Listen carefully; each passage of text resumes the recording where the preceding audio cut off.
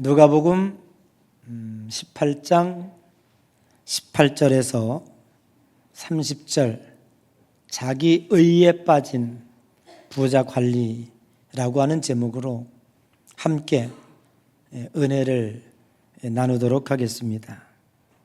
오늘 본문에는 여러분들이 잘 알고 계시는 아주 유명한 말씀이 등장합니다. 그 유명한 말씀이 부자가 하나님 나라 들어가는 것은 낙타가 바늘귀로 들어가는 것보다 어렵다라고 하는 말씀입니다. 그 말씀을 들을 때 나는 부자가 돼도 그런 부자는 안 될 거야. 하나님 그러니 안심하고 저 부자 만들어 주세요. 뭐 이렇게 기도하는 사람들이 많이 있겠죠. 과연 그럴까요? 내가 부자가 된다면 정말로 낙타가 바늘귀 빠져간다고 하는 그 주님의 유명한 말씀이 나와 상관없는 말씀이 될까요? 쉽지는 않습니다. 부자가 되면 교만이라고 하는 놈과 부단하게 전쟁을 치러야 합니다. 돈이라고 하는 것, 여러분 재물이라고 하는 것은 하나님과 신과 비길 만큼 엄청난 능력을 가지고 있습니다. 그래서 성경은 물질을 신이라고, 배의 신이라고 그렇게 비유하고 있습니다.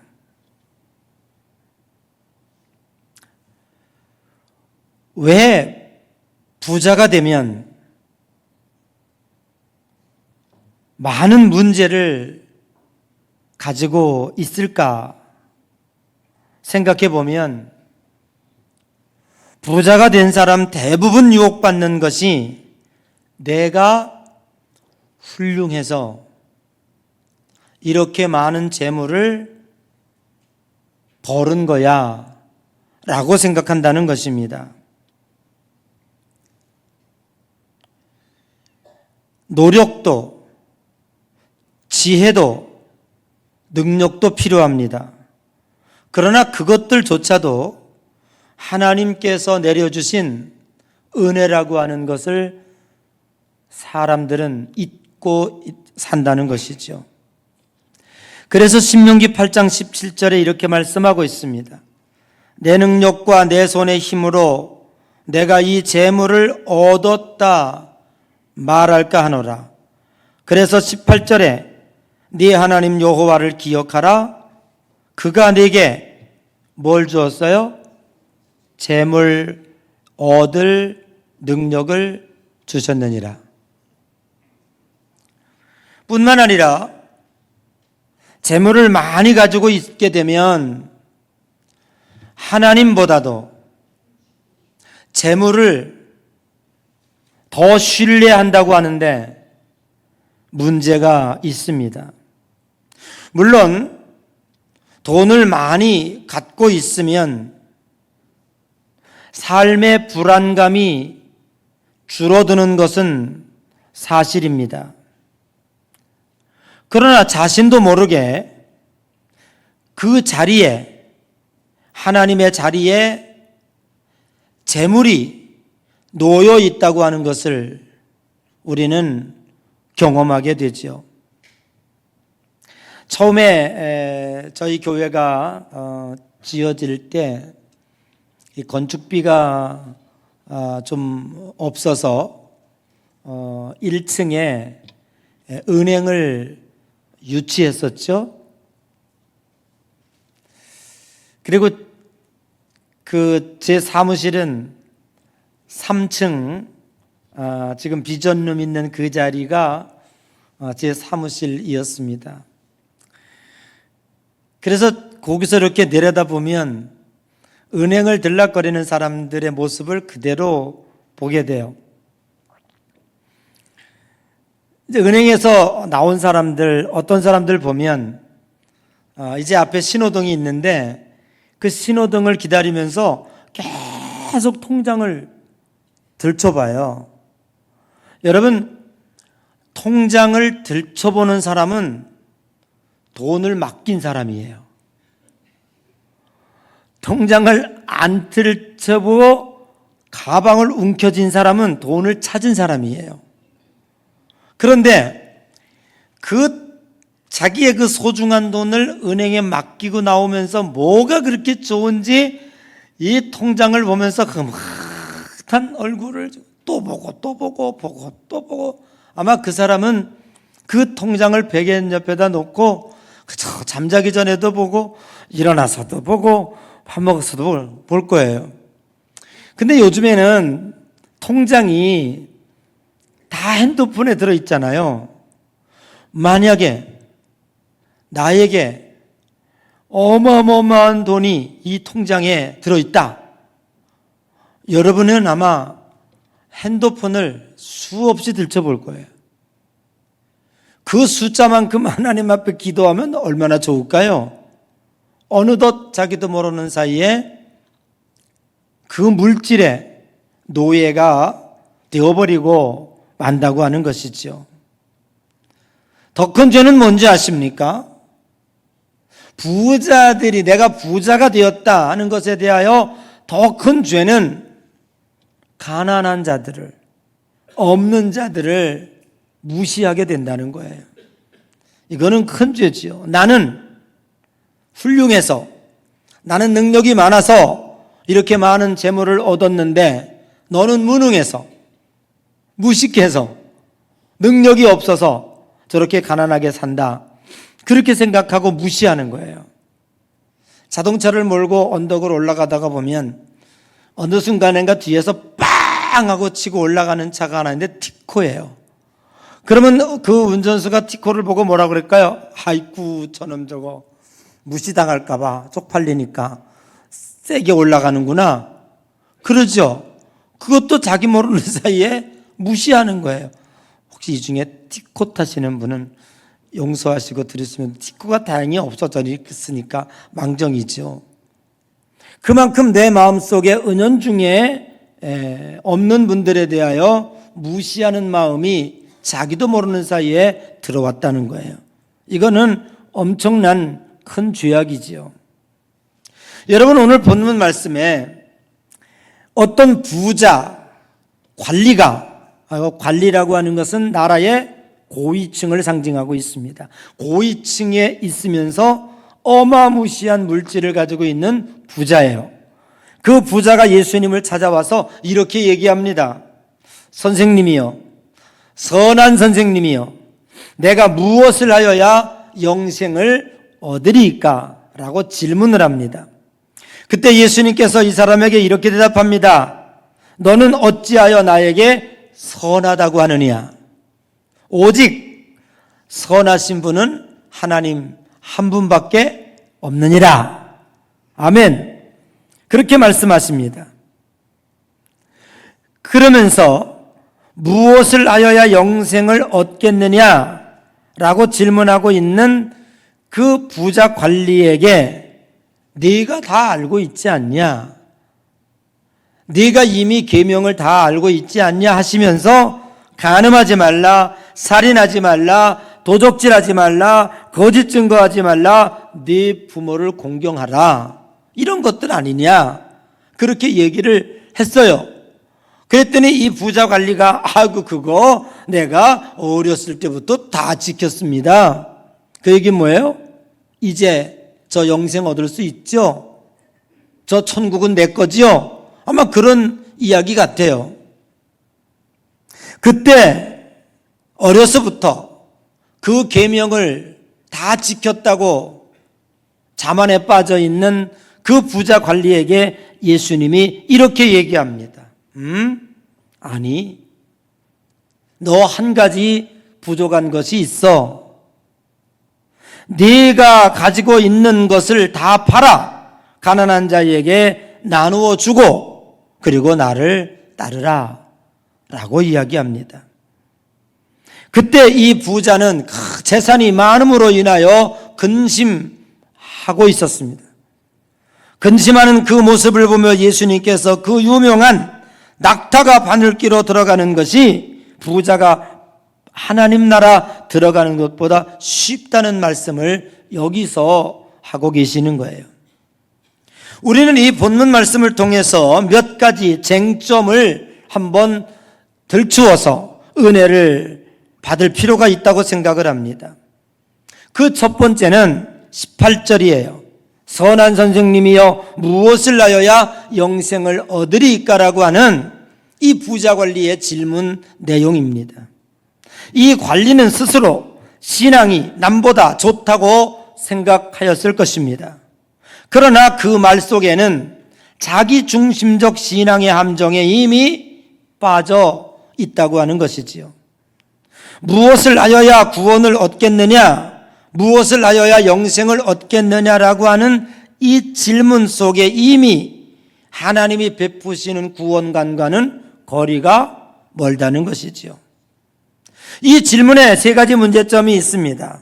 하나는 구원이나 영생을 업적이나 행동으로 얻겠다고 하는 생각입니다.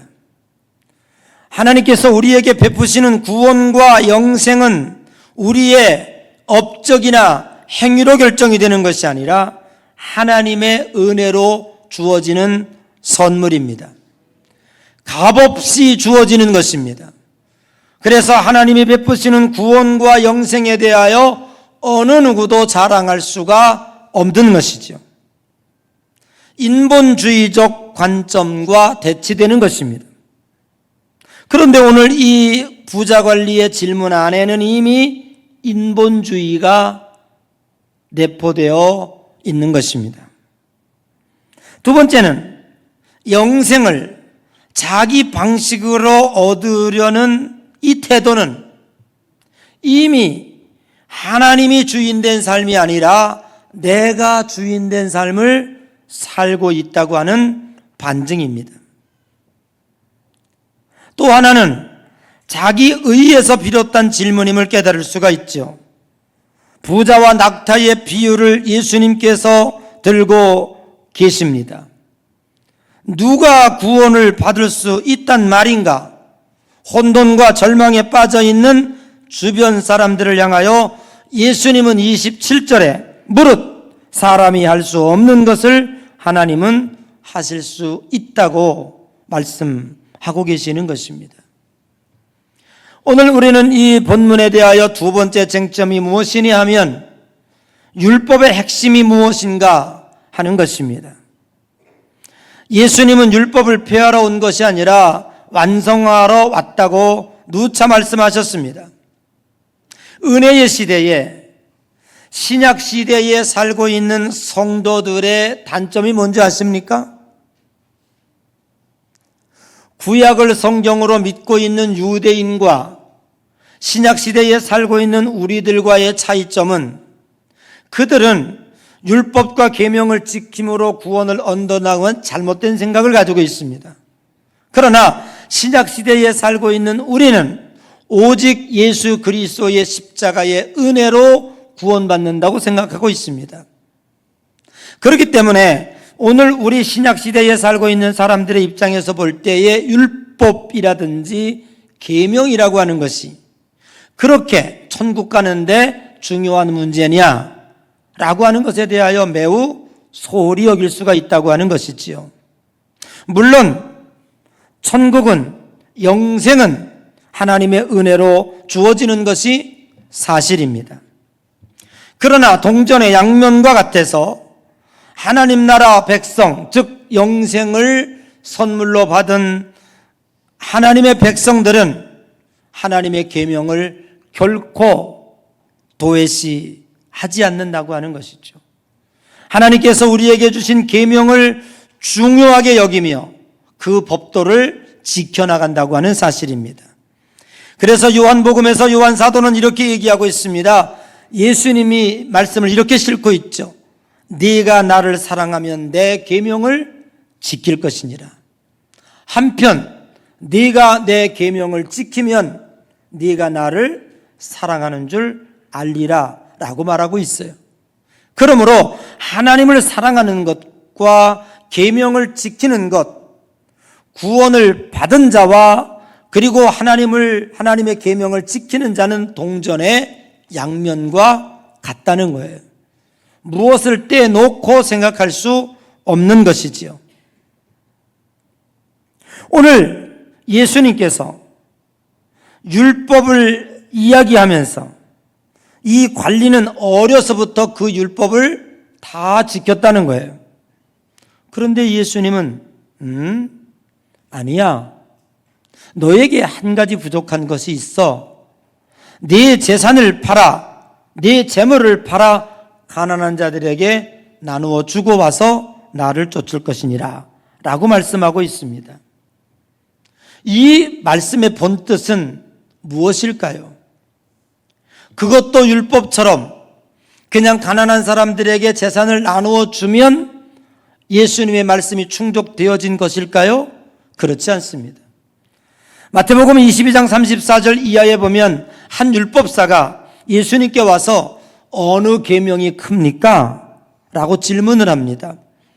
그때 예수님께서 37절에 네 마음을 다하고 목숨을 다하고 뜻을 다하여 주 너의 하나님을 사랑하라. 이것이 첫째 되는 계명이요. 39절에 네 이웃을 네 자신처럼 사랑하라. 이것이 두 번째 계명이니라. 주님께서 유대인들이 지키고 있는 그 수많은 계명들, 적게는 10계명이며 10계명 가운데 파생되어진 수만 가지의 계명들 중에 어느 계명이 큰 것이냐고 묻는 그 사람에게 이 말씀을 주신 것의 공통점이 무엇입니까? 그것은 바로 사랑인 것입니다. 주님의 계명 가운데 담겨져 있는 것은 사랑이지요. 사랑을 빼놓은 계명은 계명이 될 수가 없습니다. 신자의 어떤 행동의 원리든지 다 사랑이 뒷받침되어져야 합니다. 그래서 우리 기독교 윤리는 사랑의 윤리인 것입니다. 주님은 우리들에게 언제나 늘 사랑을 바탕으로 하여 어떤 것이든지 행동하라고 가르쳐주고 있습니다. 그래서 바울 사도도 우리들에게 뭐라고 얘기할까요? 무슨 일을 하든지 죽게 하듯 하라 라고 말씀하고 있는 것입니다. 오늘 예수님께서 네 재산을 팔라 명하시는 그 말씀 뒷면에는 네가 계명을 지키긴 지켰는데 사랑을 잃어버렸다. 그 사랑을 실천하는 계명이 되어야 온전한 계명이라고 가르쳐주고 있는 것입니다. 그리고 세 번째, 예수님께서 네 재물을 팔아 가난한 자들에게 나누어 주라고 하니까 이 부자관리가 어떻게 했다고요? 매우 근심했단 말이에요. 그 사람이 큰 부자이므로 자기가 지금까지 어떻게 재산을 모았는데, 그리고 이 어마어마한 재산을 다 팔아? 그래서 이것을 가난한 자에게 나누어 주라고? 그럼 나에게 남는 것이 무엇인데? 아마 복잡하게 머릿속에 계산이 돌아갔을 거예요. 그래서 매우 근심하였다라고 성경은 기록하고 있습니다. 여러분, 이 부자 관리가 예수님의 말씀을 듣고 근심한 이유는 도대체 무엇이겠습니까? 제가 오늘 아침에 차를 몰고 교회 오다가 보니까 우체국 사거리에 신호에 딱 걸렸어요. 그런데 신호등 맞은편에 대기하고 있는 서너 명이 있더라고요. 보아하니 단단히 등산화를 챙겨 신었고 그리고 배낭을 메었고 그리고 모자를 쓴 무리들이었어요. 아무도 말하지 않아도 저 사람들 등산 가는구나 그렇게 생각을 했어요. 그런데 저는 어디 가요? 교회 가요. 야, 날씨가 왜 이리 좋노? 참 아침에 일어나서 보니까 등산 가기 딱 좋은 날씨였겠죠. 신바람 나게 준비해서 3, 4, 5 신나게 지금 등산을 가고 있는 것이겠죠. 그 사람들이 내가 차 속에 있으니까 몰랐지만 내가 만약에 차를 타지 아니하고 걸어가면서 그 신호등에서 마주쳐 있다면 그 사람들이 성경책 제끼고 있는 나를 볼 때 어떻게 여겼을까요? 자, 저놈 진짜 불쌍하다. 이런 좋은 날 성경 제끼고 교회를 가나? 산에 가서 제발 산불이나 내지 말아라. 나야 그렇겠지만, 그러나 제가 그들의 모습 단장하고 또 등산복 차려입고 신호등 앞에 서 있는 그 사람들을 보는 내 마음은 어땠을까요? 야, 너네 진짜 불쌍하다. 그죠? 왜 오늘이 주일날인데 어떻게 주일날 교회를 안 가고 잠깐 있다가 없어질 이 쾌락을 위하여 하나님의 명령을 거역하고 등산을 가냐? 나는 그렇게 생각했겠죠. 여러분, 세상 사람들이 우리 기독교인을 볼 때 참 이해하지 못할 일들이 너무너무 많습니다. 어떻게 이 황금 같은 휴일, 그것도 봄 햇살 따스한 이때 어떻게 저들이 교회를 가나? 그걸 포기하고 교회 가는 우리의 모습을 보고 이해가 되겠나? 황금 물질을 신처럼 여기며 그렇게 애써서 땀 흘려 뻘뻘 흘려 번 돈을 11조 드리는 우리의 모습을 보면 그들은 또 이해 갈까요? 저런 미친놈들 아닌가? 야, 저 돈 있으면은 치킨 몇 마리 사다가라도 애들을 주면 얼마나 기쁘게 먹을 텐데 그렇게 생각하지 않겠어요? 그래서 세상 사람들을 보면, 우리를 보면 참 이해하지 못할 부분이 너무 많아요. 거기다가 성경을 알면 얼마나 더 이해하지 못할까요? 창세기에 보면 100세의 아들을 낳게 합니다. 몇 년 지나지도 않아 하나님은 아브라함에게 이런 명령을 내리죠. 너에게 독자 아들이 있지? 네. 그 아들을 모리아 산에 가서 번제로 드려라. No. 어떻게 그런 일이 있을 수 있습니까? 그것도 100세에 난 아들인데요. 둘도 아니요. 하나밖에 없는데요. 줄 때는 언제시고 또 갔다가 모리아 산에 가서 번제로 드리라고. 번제가 뭐예요? 각을 뜨고요, 피를 다 뺏고요, 그리고 나무를 싸서 거기다가 불태워 드리니, 이 어떻게 내 자식을 그렇게 합니까? 못해요 라고 말할 수 있죠. 그러나 창세기의 결론은 그는 순종하였다고 그랬습니다. 어떻게 이거를 이 세상적 개념으로 이해할 수 있으며 어떻게 그것이 납득할 수 있겠는가 하는 것이죠.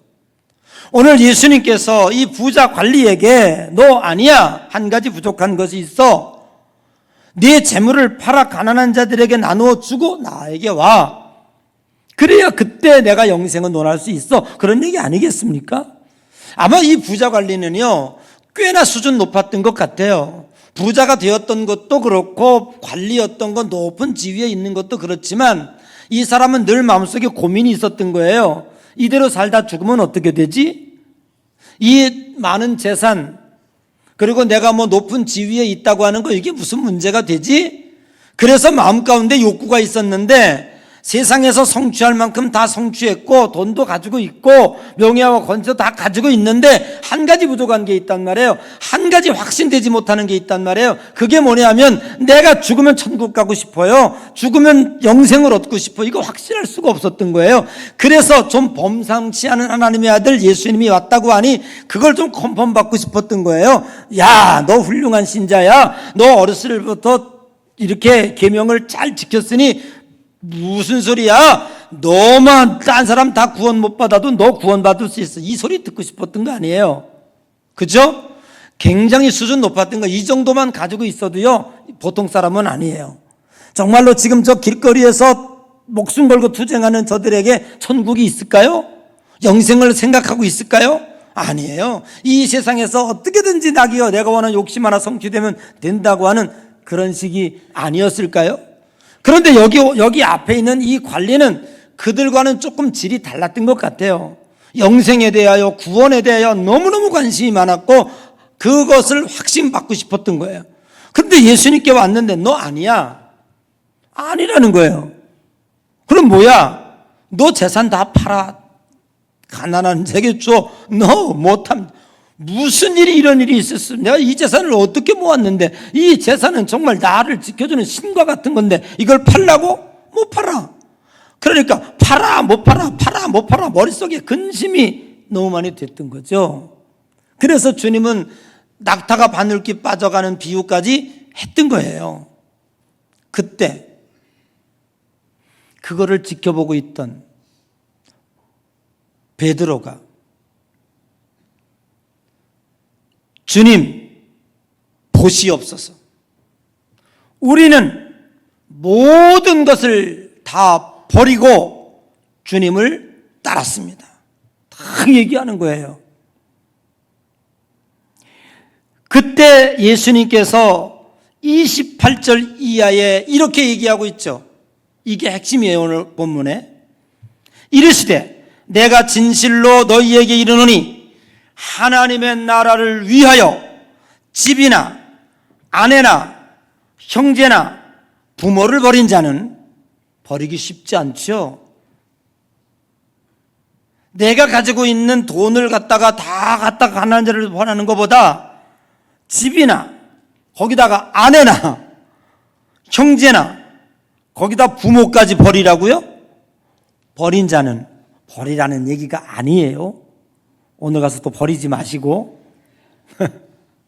예를 들면 버린 자는 30절 말씀에 현세에서 여러 배를 받고 내세에 영생을 받지 못할 자가 없느니라.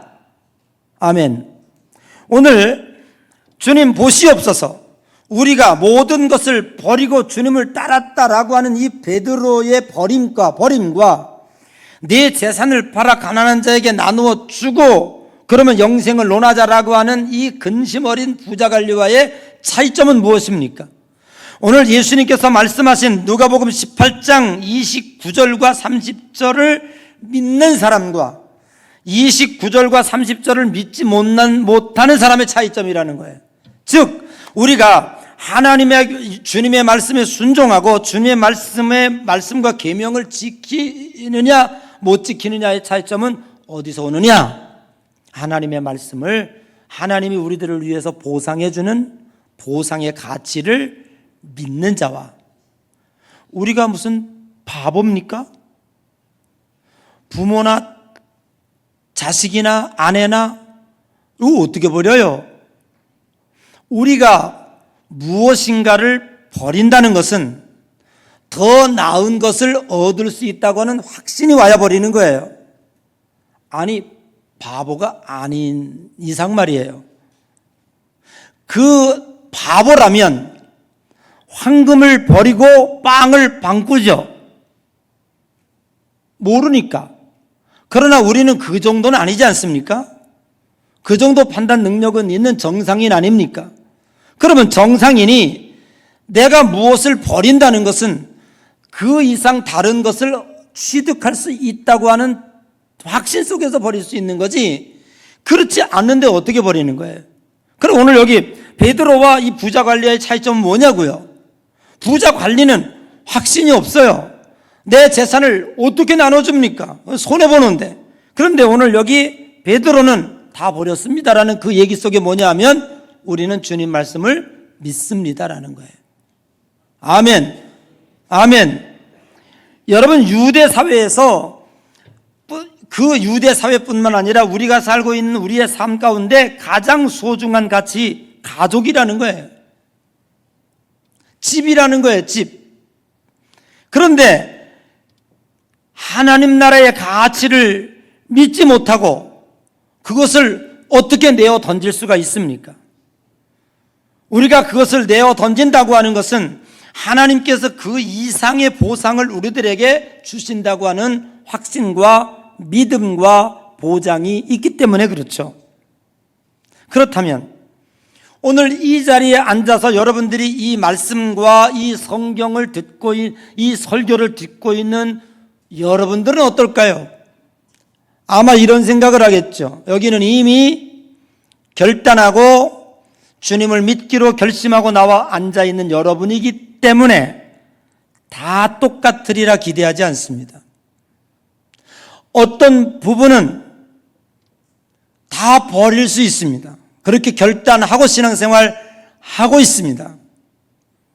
그런데 어느 부분은 믿는다고 하지만 확신이 없습니다. 그래서 적당히 반만 합니다. 내가 할 수 있는 것만 하고 내가 할 수 없는 것 안 합니다. 아주 미안하지만 이 자리에는 그 두 부류가 존재하고 있습니다. 제가 오늘 여러분에게 확신 있게 얘기해 드리겠습니다. 그러면 우리는 물론 오늘 예수님께서 29절 39절에 주신 말씀이 아멘으로 받아져서 금세에서 여러 배를 받고, 이 금세에서예요. 이 세상에 사는 동안 내가 하나님 앞에 드린 것보다 더 여러 배를 받고 하나님 나라에서 영생까지 받는다고 하는 확신과 믿음이 있는 자들은 문제될 게 없어요. 그렇죠? 아멘? 근데 왜 이렇게 물견인데 조용하십니까?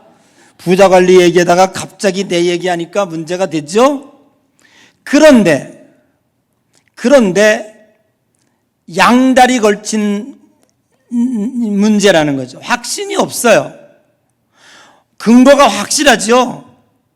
누구도 탓할 수 없죠. 왜냐하면 천국이 있다고 하는 것을 확실히 믿어. 그래서 결단하고 교회에 나와서 신앙생활을 잘하고 있는데, 이것을 갖다가 다 주님 명령대로 내면 주님이 나에게 여러 배를 이 세상에 주신다고는 확신은 없어. 그것도 본인이 근거가 확실해. 주위에 그렇게 하는 사람들을 보니까, 다 버리고 신앙생활하는 사람들 보니까 뭐 그렇지 않은 나보다 잘 사는 거 별로 없구만, 뭐 나보다 돈도 많이 버는 사람 없구만, 나 뭐 요 정도 해도 뭐 그렇게 이런 한 푼 없이 계산해가지고 11조 내고 뭐 주님 뭐 활동하는 건 다 희생하고 헌신하고 뭐 한 사람과 비교해 보면 나 뭐 별로 뭐 손해본 거 없구만, 이런 확신과 근거가 분명하다고요. 그래서 움직이지 않는 거예요. 깨달으십시오. 여러분에게 그렇게 생각하고 주님을 믿는 이들에게 확실한 우호 하나가 있습니다. 잘못된 게 뭐냐 하면, 너무 오늘 누가복음 18장 30절 말씀을 돈으로 환산하기 때문에 그렇습니다. 주님께서 우리들에게 네가 이렇게 가난한 자들에게 재산을 팔아 나누어 주면 금세에 있어서 여러 배를 받고, 여러 배라고 하는 말은 꼭 돈이 아니에요. 우리는 이 세상에 살아가면서 느끼는 가치를 분석해 보면 훨씬 더 돈보다 더 엄청난, 돈보다 더 어마무시한 가치들이 우리 주변에 많아요. 그런데 오늘 우리는 그 가치가 저절로 주어지는 것처럼 느끼고 있어요. 문제 중에 문제입니다.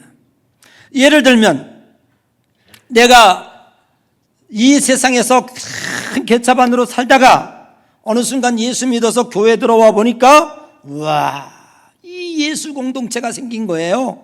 이게 다 한 가족이래요. 그리고 교회 와서 신앙생활 하다 보니까 저 세상 친구들 무슨 동호회나 친목회나 뭐 동창회에서 느끼지 못했던 엄청난 친밀감과 사랑과 관심과 따뜻함을 느끼더라 이 말이에요. 못 느낍니까? 진짜로 그런 게 느껴지는 거예요. 내가 예수 그리스도를 믿어보니까 참 하나님의 은혜가 내게 임하고 성령이 내게 임재하고 나에게 주어지는 이 세상에 돈 벌고 이 세상의 명예와 쾌락과 그걸 쫓아다닐 때보다 얻지 못했던 평안과 자유가 내 마음에 부득하게 와 있는 거예요. 이걸 누가 줄 수 있습니까? 그리고 소심했던 나에게 성령이 임하니까 할 수 있거든이 무슨 말이냐. 믿는 자에게 능치 못함이 없느니라. 네가 어디를 가든지 무엇을 하든지 내가 너와 함께 할 것이다. 아멘. 그 자신감은 도대체 어디서 오는 겁니까? 이것은 이 세상에서 얻을 수 없는 어마어마한 무시한 거예요. 그리고 여러분이 성장하여 가정을 이루고 그리고 예수 안에서 한 가정을 이끌어가는데 그 가운데서 태어난 자녀들이 태어나고 그 아이들이 교회 학교에서 신앙생활하고 점점 나가서 10년 20년 나가다 보니까 예수를 안 믿었던 내 친구와 예수 믿었던 내 가정과 행복도라든지 자녀들이라든지 그리고 나의 삶의 철학이라든지 이 모든 것을 통틀어서 가치로 계산해 보니까요, 돈만 따랐던 그들과 예수 그리스도를 믿고 신앙생활 오늘날 우리들의 이 세상에서 분석을 해봐도 너무너무 무시하게 차이가 있더라 이 말이에요. 아멘. 여러 배뿐만 아니라 수만 배, 만 배로도 말할 수 없을 정도의 차이가 있더라 이 말이에요. 이걸 여러분들이 복인 줄 모르고 살고 있다면 이건 바보 천치지. 저는 요즘도요, 제가 고등학교 다녔던 친구들 그때 코스모스 클럽이라고 있었어요. 6명이 아주 몰려다니면서 탁구도 치고 튀김도 먹고 난생 처음 수원여고 아이들하고 미팅하다가 농대에서 깡패 만나 쫓겨왔는데, 야 놀랍지. 아무도 말했는데 팔달산 탑 앞에 모여 있더라고. 이러던 친구들이에요. 그리고 고등학교를 졸업할 때 나는 내 친구 5명이 너무 부러웠어요. 그래도 제가 다녔던 고등학교는요, 전국 235개 중학교에서 그래도 1등, 2등 내라라 할 놈들이 다 그 학교 왔어요. 그리고 얘네들이 졸업을 하고 대학을 가는데 나는 걔들이 너무너무 부러웠어요. 서울의 인류대학을 뻥뻥 붙지를 않나. 대학교 졸업하니까 특채를 받아서 어떤 녀석은 KT, 그때 당시에 시내 직장 주최장로님, 결혼 참 잘했던 것 같아. 그때 뚝뚝 들어가질 않나. 농협 본사에서 그냥 특별 채용으로 고액 연봉을 주면서 들어가질 않나. 너무너무 부러웠어요. 저러면 그때 첫 출발은 저는 대학교 떨어져가지고 집을 뒤집어 쓰고, 다행히 난 원서 쓴 일도 없어요. 우리 목사님이 원서 어떻게 써냈는지, 이놈아 너 하나님이 너 신학교 가라는 거야. 순종은 때가 나 잘하니까 비교할 수 없어. 걔네들은 이미 1000m 2000m 달려가고 있었고요, 나는요 여기서 이미 결결되고 있었어요. 그리고 수십 년이 지나 우리들이 계속 만나요. 여러분 보세요. 이미 한 녀석은 자살해 죽었고요, 한 녀석은 알코올 중독으로 하다가 몇 년 전에 서울대학병원에서 죽었고요, 이제 저 포함해서 4명 남았네요. 그 친구들이 4명 만나면은요, 어떤 놈은 공군 대령도 제대한 놈이 있고 다 있는데 내 얘기 들을지도 몰라. 어떤 놈은 고등학교 교장 선생님으로 조치하는 녀석도 있고 나머지는 죽고 그랬습니다. 다 잘 나가는 친구. 지금 저 만나면은요 게임이 안 돼요. 내가 말하는 가치라든지, 그리고 우리의 가정의 행복도라든지, 그리고 내 마음속에 느끼는 평안이라든지, 이 세상을 바라보는 거라든지 게임이 안. 걔네들이요 지금 저를요 너무 부러워해요. 왜 여러분 아멘 안 해요? 날 부러워한다니까. 그때 예수 믿고 출발했던 나와 이 세상의 황금을 위하여 그렇게 공부 잘하고 그렇게 좋은 데 취직하고 그렇게 했던 사람들, 이 세상에서, 천국은 고사하고 여기까지 달려온 이 세상, 지금 여기서 분석해 보아도 주님은 나에게 여러 배뿐이 아니라 수만 배를 주신 거예요. 이걸 어떻게 돈으로 빠질 수 있겠어요? 이걸 어떻게 돈으로 환산합니까? 이 가치와 이 기쁨과 이 환희와 이 만족과 이 평안과 이 자유와 이 진리를 어떻게 돈으로 얘기할 수 있겠어요? 여러분에 얘기합니다. 예수 그리스도 결단하고 주님 앞에 나온 여러분 참 잘하셨습니다. 그러나 네 재산을 팔아 가난한 자에게 나누어 주라는 이 말씀에 왜 근심하고 있습니까? 근심하지 않는 부류가 예양교회 50%고 지금도 근심하고 있는 부류가 50%라면 믿을 수 있겠습니까? 그 부자 관리 중에 하나라 이 말이에요. 여러분 기억하세요. 주님은 여러분에게 여러 배를 주십니다. 확신하고 내어드리세요. 왜 못하십니까? 아니 그렇게 해서 그리 잘 살았습니까? 그렇게 해서 그렇게 잘 됐습니까? 아니요. 세상 살아보면 하나님이 지켜주셔야 합니다. 왜 못하고 있어요? 왜 근심하고 있어요? 거기다 대놓고 이 베드로가 나는 더 버렸습니다. 금세에서 여러 배를 받고 내세의 영생을 얻지 못할 자가 없느니라. 여러분 오늘 이 시간에 난 우리 예양교회 성도들도 부자 관리 근심이 되지 아니하시기를 바라고 온전한 확신과 믿음 가운데 이 세상에서 여러 배를 받고 하늘나라에서 영생을 취득하는 우리 예양의 모든 성도들 되시기를 주님의 이름으로 간절히 축복합니다.